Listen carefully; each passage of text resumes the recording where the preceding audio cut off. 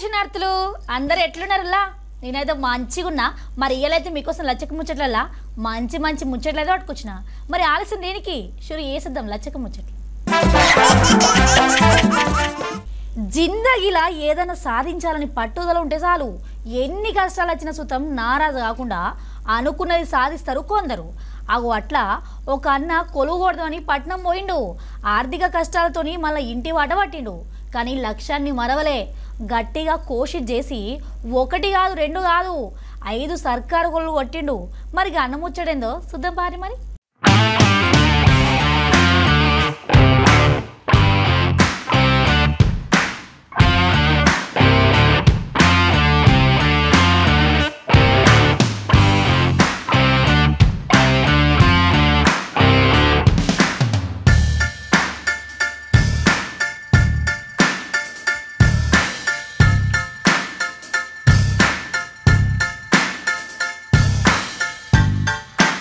అయ్యా వాళ్ళు వ్యవసాయం చేసుకుంటా పడుతున్న కష్టాన్ని చూసి సర్కారు కొలువు ఒట్టుడే లక్ష్యంగా పెట్టుకున్నాడు గీ అన్న చదువుకోవడానికి చక్కగా సవలతులు లేకపోయినా సుత ఆర్థిక కష్టాలు వెంటాడినా కూడా వెనకాడు వేయలే ఒక దిక్కు కుటుంబానికి ఆసరగా ఉండుకుంటూనే లక్ష్యం మీద గురి పెట్టిండు ఒకటి కాదు రెండు కాదు 5 సర్కారు కొలువు కొట్టి వారే వానిపించుకున్నాడు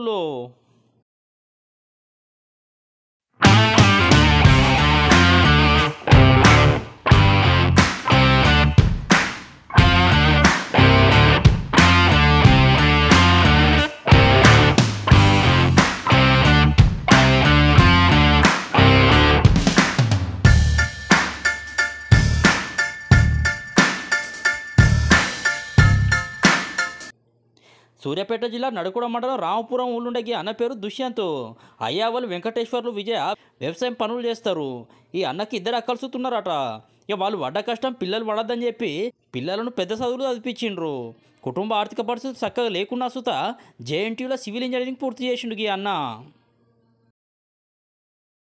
మా అమ్మ నాన్న ఇద్దరు వ్యవసాయ కూలీ పనులు చేస్తున్నారు వాళ్ళు పడిన కష్టం మేము పడకూడదనే ఉద్దేశంతోనే మంచి విద్యను అందించారు ఫస్ట్ నుంచి 5th వరకు మండల పరిషత్ ప్రైమరీ స్కూల్ రామాపురంలో చదివాను 6th to 10th జిల్లా పరిషత్ హై స్కూల్ రామాపురంలో చదివాను ఇంటర్మీడియట్ డిఆర్డిఏ కాలేజ్ గవర్నమెంట్ స్పాన్సర్షిప్తోని నల్లమల్లారెడ్డి జూనియర్ కాలేజ్ హైదరాబాద్లో చేశాను తర్వాత ఎంసెట్లో మంచి ర్యాంక్ రావడంతో జేఎన్టీ కాలేజీలో సివిల్ ఇంజనీరింగ్ డిపార్ట్మెంట్లో 2021లో బీటెక్ పూర్తి చేశాను ఇక చదువు మొత్తం సర్కారు బడి కాలేజీలోనే చదివిండు ఈ అన్న అయినా సుత మంచి మార్కులు తెచ్చుకొని శబాష్ అనిపించుకున్నాడు ఇక అట్ట ఇంకా ఇంజనీరింగ్ చదువు పూర్తి చేసి గేట్ కోసం ప్రయత్నాలు చేస్తుంటే ఇక అప్పట్లో కరోనా కావడంతో కోచింగ్ సెంటర్లని మూతపడ్డాయి ఇక దీంతో ఆన్లైన్లో కోచింగ్ తీసుకున్నాడట ఇక అందులో మార్కులు తక్కువ వచ్చినా కూడా నారాజు కాలే ఆత్మవిశ్వాసంతో ముందుకు వేయండు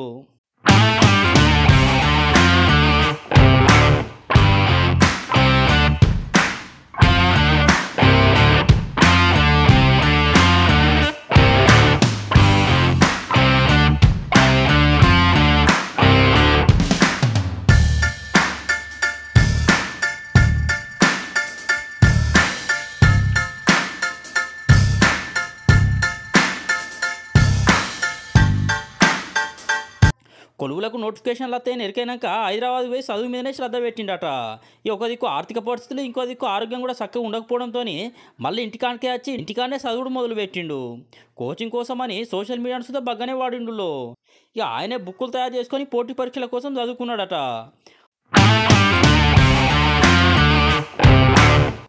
ఇప్పుడు 2021లో బీటెక్ ఫైనల్ ఇయర్లో ఉన్నప్పుడు గేట్ ఎగ్జామ్ కోసమని ఆన్లైన్లో కరోనా వచ్చిన సమయంలో ఇంటి దగ్గరనే ఉండి కోచింగ్ తీసుకోవటం ఆన్లైన్లో కోర్స్ తీసుకున్నాను గేట్ రాశానులే కానీ గేట్ ఎక్కువ మార్క్స్ రాకపోవడంతో ఎంటెక్లో జాయిన్ కాలేకపోయాను తర్వాత 2022లో ఒకేసారి చాలా నోటిఫికేషన్స్ ఇస్తామని అనౌన్స్ చేయగానే అప్పుడు హైదరాబాద్ వెళ్ళాను హైదరాబాద్ వెళ్ళి 3-4 months ఉన్నాను 3-4 months ఉన్నాక మా తల్లిదండ్రులు ఇద్దరు కూలీ పని చేయడం వల్ల వాళ్ళు రోజు మొత్తం పోయినా 300-400 సంపాదించేవాళ్ళు సో దాంతో ఇల్లు గడవడము మళ్ళీ నేను హైదరాబాద్లో ఉండి నాకు హాస్టల్ ఫీజు కట్టడము అక్కడ స్టడీ హాల్ ఫీజు కట్టడము ఇవన్నీ చాలా ఇబ్బంది అయినవి మళ్ళీ బుక్స్ కొనుక్కోవడానికి కూడా చాలా ఇబ్బంది అయినవి ఇవన్నీ గమనించి ఎక్కువ కోచింగ్ కూడా ఎక్కడ తీసుకోలేదు ఆర్థిక భారం ఎక్కువైద్దనే చెప్పేసి సొంతంగా ప్రిపేర్ కావడానికే ఎక్కువ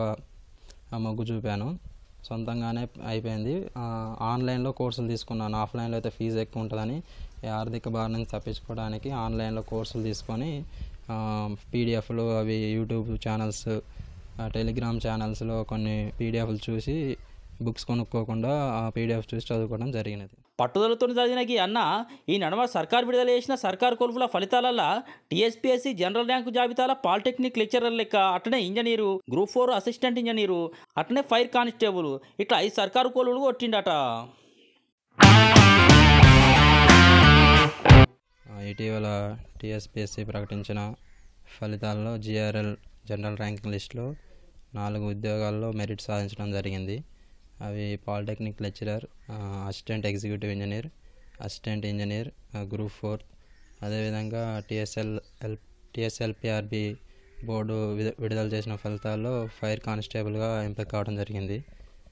ఇలా మొత్తం కొన్ని నెలల వ్యవధిలోనే 5 జాబులు రావడం చాలా సంతోషంగా ఉంది. ఇక ఉన్న కొద్దిపాటి భూమిలో వ్యవసాయం చేసుకుంటా 3 పిల్లల్ని పెంచి పోషించినామని చెప్తున్న అయ్యవ్వలు దుష్యంత్ సర్కారు కొలువు కొట్టడంతో మస్తు సంబరపడతాండ్రు. చదువుకోవడానికి చక్కగా సవలతులు లేకపోయినా సుత గిన్ని సర్కారు కొలువు కొట్టుడు గర్వంగా ఉన్నది అంటారు. మేము పడ్డ కష్టానికి ఫలితం దక్కిందని సంబరపడతారు అయ్యవ్వలు. మంచి కష్టపడి మేము వాళ్ళని చదివించుకున్నాం సార్. మేము కూలి పని చేస్తున్నాం, కూలి పనికే వెళ్తాం. కష్టపడి వాళ్ళు కావాలా మీ అమ్మ లెక్క చేయకూడదని వాళ్ళని చదివించుకున్నాం సార్. 3 చదివించాను. అబ్బాయికి జాబ్ వచ్చింది, 5 జాబులు వచ్చినాయి. సంతోషంగా ఉంది సార్ జాబ్ వచ్చినందుకు. మేము పడ్డది కష్టానికి ఆయనకు ఫలితం ఉంది సార్. మాకు సంతోషం ఉంది, ఆయనకు సుఖం ఉంది, మాకు సంతోషంగా ఉంది. పేద కుటుంబంలో పుట్టిన సుత ఒక దిక్కు వ్యవసాయంలో అయ్యవ్వలకు సాయం చేసుకుంటూనే ఒక్క సంవత్సరంలో 5 సర్కారు కొలువులకు అర్హత పొందిండు అన్న. అయ్యవ్వల భరోసాతోనే ఇది సాధ్యమైంది అంటాడు. అట్లనే భవిష్యత్తులో సివిల్ సాధించే కళసుత నిజమవుతుందని అంటాడు.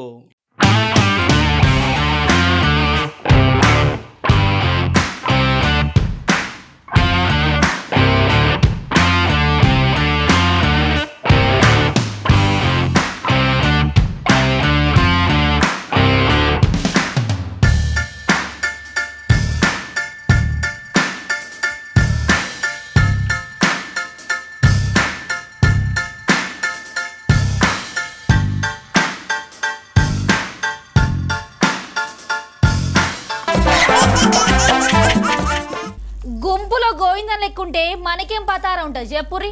జరంతా కొత్తగా ఆలోచన చేసి గా ఆలోచనను ఆచరణలో పెట్టినప్పుడే కదా అందరిట్లా మనకు గుర్తింపు ఉండేది. కొత్త కొత్త ఆలోచనలతోని ఒక అన్న ఏం చేసిండంటే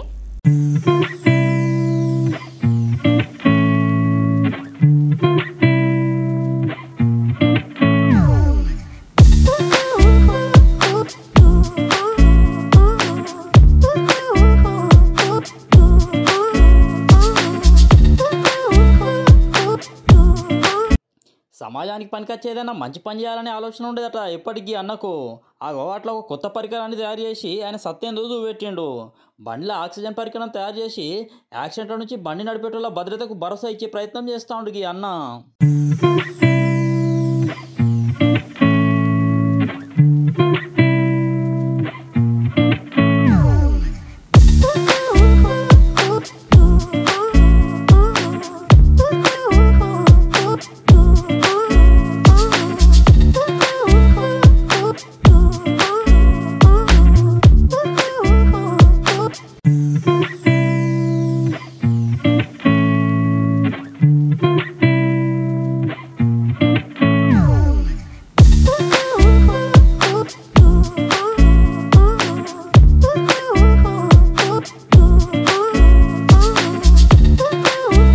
నాగోళ్ళుండే కశ్యప్ అనే అన్న మెకానిక్ ఇంజనీరింగ్ చదువుతాడు. ఏదన్నా సాధించాలనే పట్టుదలతోనే ఇంజనీరింగ్ మొదటి సంవత్సరంలోనే బండి ప్రమాదాల నుంచి బండి నడిపేటోళ్ళను కాపాడే ఇకమతి చేసిండు. 4 సంవత్సరాలు కష్టపడి బైక్ సేఫ్ యాక్సిడెంట్ అనే పరికరాన్ని తయారు చేసిండు.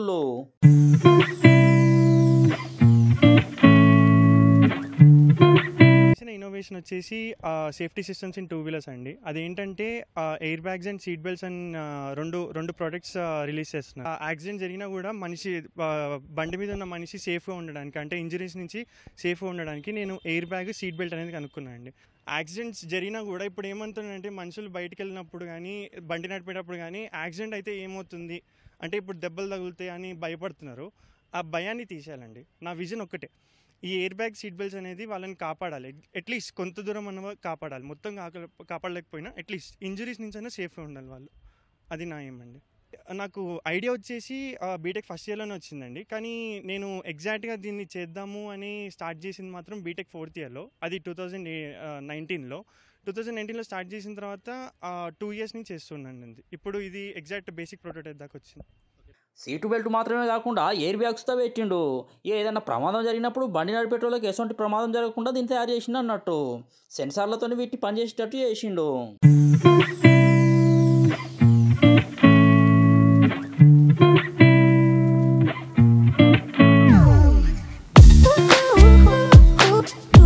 లెఫ్ట్ కానీ రైట్ కానీ పడేటప్పుడు ఒక పర్టికులర్ యాంగిల్ దగ్గర ఆ యాంగిల్ సెన్సార్ అనేది సెన్స్ చేసి అది ఇన్ఫ్లేటర్కి పంపిస్తుందండి.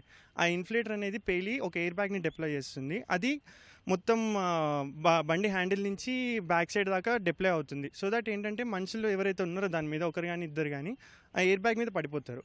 సో ఆ ఎయిర్ బ్యాగ్ మీద పడ్డప్పుడు వాళ్ళు రోడ్తో కాంటాక్ట్ అవ్వరు. సో దట్ అది అప్పుడు ఏమవుతుందంటే వాళ్ళకి ఇంజురీస్ అనేవి జరగవు. ఇంపాక్ట్ ఉంటుంది బట్ అంత ఎక్కువ ఇంపాక్ట్ ఉండదు. అది ఎయిర్ బ్యాగ్ వర్క్ అలా చేస్తుందండి. సీట్ బెల్ట్ వచ్చేసి అది బండి స్టార్ట్ చేయకముందే రైడర్ ఇంకా పినియన్ రైడర్ వెనకాల ఎవరు కూర్చుంటారో వాళ్ళు ఏం చేస్తారంటే సీట్ బెల్ట్ని పెట్టేసుకుంటారు. అది ఎట్లా వర్క్ అవుతుందంటే ఇప్పుడు మనం వేరే ఎక్స్టర్నల్ సోర్స్ లాంటిది లేకపోతే కార్ కానీ ఏదన్నా ట్రీ కానీ చెట్టుని కానీ ఏమైనా గుద్దుతున్నప్పుడు మనం పడిపోతూ ఉంటాం, బయటికి బండి నుంచి లేచిపోయి పడిపోతూ ఉంటాం. అలా జరగకుండా బండికి ఉన్నట్టు చూసుకుంటుందండి. అది బండికి ఉన్నట్టు చూసుకోవడం వల్ల మనుషులు ఎవరైతే ఉన్నారో వాళ్ళు చేసేంతసేపు వాళ్ళు చేసుకుంటారు. లేకపోతే నా ఎయిర్ బ్యాగ్ అనేది హెల్ప్ చేసేస్తుంది వాళ్ళని. ఏదన్నా ప్రమాదం జరిగే టైంలో నైట్రోజన్ గ్యాస్ విడుదలవుతుందట. ఇక దీంతో యాక్సిడెంట్ అయ్యే టైంలో బండి ఎటు దిక్కు పడుతుందో అటు దిక్కు ఎయిర్ బ్యాగులు తెలుసుకునేటట్టు తయారు చేసిండు. ఇక సీట్ బెల్ట్ కూడా ఉండడంతో ఎదురుగా వాహనాలు గుద్దినప్పుడు లేకుంటే చెట్లను గుద్దినప్పుడు ఇది కాపాడుతుంది.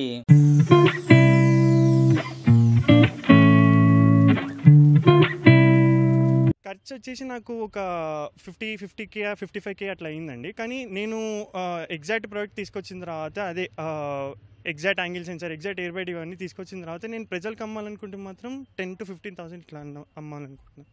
ఇది రీసెంట్గా ఇవి 2 అవార్డులు గెలుచుకుందండి. ఒకటి స్టేట్ లెవెల్ అవార్డు గెలుచుకుంది, అది ఇంటింటా ఇన్నోవేషన్ రీసెంట్గా కేటీఆర్ గారు స్టార్ట్ చేశారు కదా.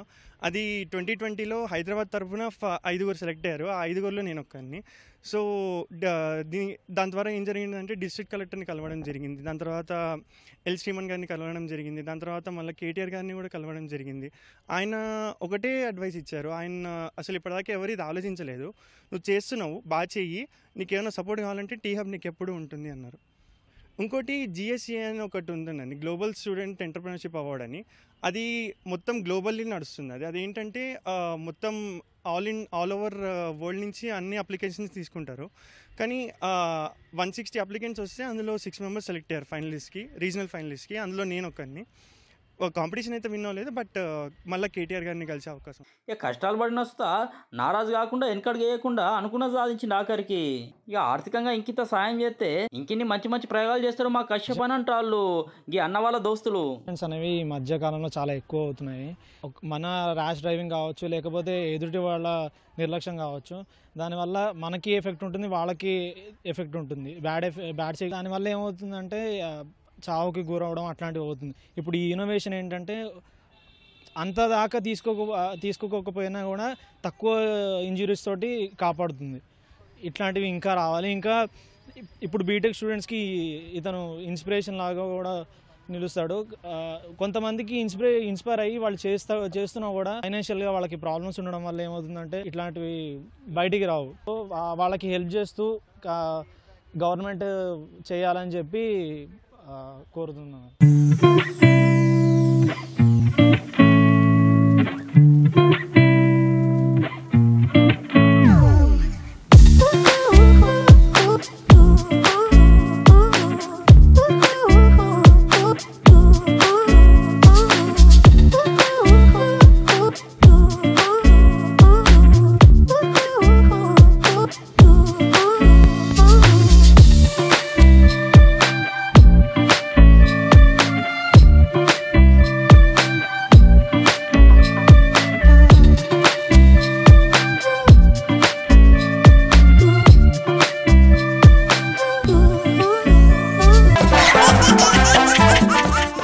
చూసలే కదా గివి మరి ఎట్లా లచ్చక ముచ్చట్లు ఇంకొన్ని ముచ్చట్లతో మళ్ళీ కలుస్తా అంతరకుంటే మరి